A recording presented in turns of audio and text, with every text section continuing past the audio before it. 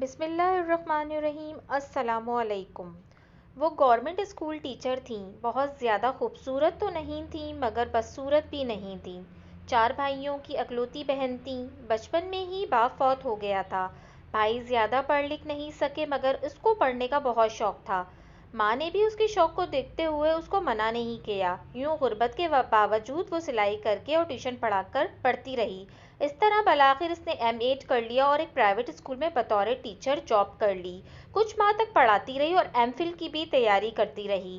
اسی دوران اس کی سہیلی نے بتایا کہ گورنمنٹ اسکول ٹیچر کی ویکینسی آئی ہوئی ہیں، وہاں پر اپلائی کرو، تو اس نے وہاں پر اپلائی کیا اور NTS ٹیسٹ بھی دے دیا۔ اس کی والدہ کی دعاؤں سے NTS میں اس کے بہت اچھے نمبر آئے۔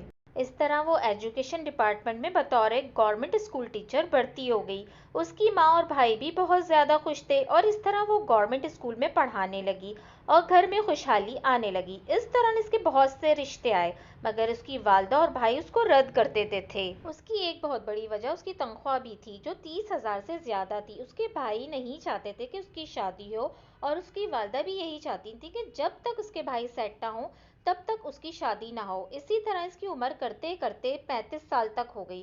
اب اس کے رشتے بھی کم آنے لگے تھے۔ اس کے چھوٹے بھائیوں نے اپنی مرضی سے شادی کر لی تھی۔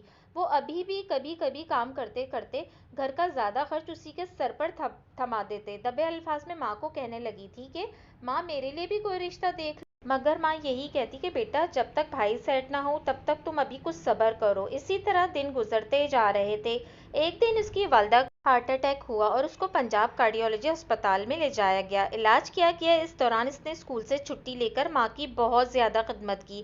ہسپتال میں عورتیں اس کی ماں سے اکثر پوچھیں کہ تمہاری بیٹی کی شادی ہو گئی ہے، اور جب وہ بتاتی کہ ابھی شادی نہیں ہوئی تو وہ عورتیں باتیں کرتی کہ اس کی عمر عورتیں تو اب نانی بن جاتی ہیں اور اس کی ابھی تک شادی بھی نہیں ہوئی۔ تو اس کی والدہ کو احساس ہوا کہ اس نے اپنی بیٹی کے ساتھ بہت زیادتی کی ہے۔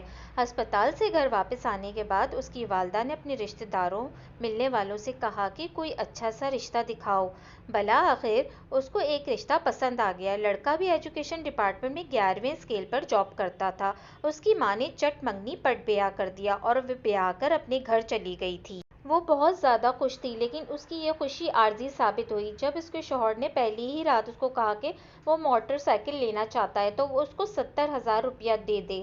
دوسرے دن اس نے 70,000 روپیہ بینک سے نکلوا کر اس کو دے دیا۔ بینک سے رقم نکلواتے ہی اس کے شوہر نے دیکھا کہ اس کے بینک اکاؤنٹ میں 5,30,000 روپے موجود ہیں، تو اس نے اس کو کہا کہ وہ اس کو کاروبار کے لیے یہ 5 لاکھ روپے دے دیں تاکہ وہ کوئی کاروبار بھی کرے پارٹ ٹائم، مگر یہ اس کی کل جمع پونجی تھی، وہ اس کو نہیں دینا چاہتی تھی۔ اس بات کو لے کر وہ روز اس سے جھگڑا کرتا تھا۔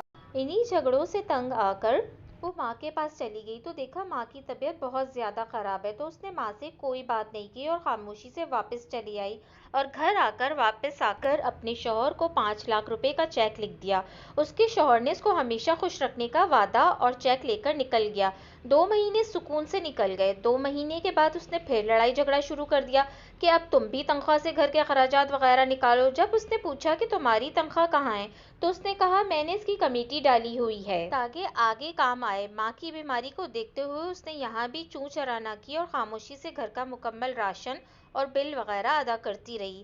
ہمارے معاشرے میں جو حالیہ خواتین کے ساتھ یہ معمولی اور عام سی بات ہے، ان کا ہر طرح سے استحصال کیا جاتا ہے اور وہ بھی اپنے ماں باپ کی عزت اور جان بچانے کے لیے یہ سب کچھ برداشت کرتی رہتی ہیں۔ اگر کوئی لڑکی اس ظلم کے خلاف بولتی ہے اور طلاق لے لیتی ہے یا خلا لے لیتی ہے تو اس کو ہی مکمل قصوروار ٹھہرایا جاتا ہے کہ جاب کرتی تھی، خود کماتی تھی، اس لیے اپنا گھر نہیں بسا سکی۔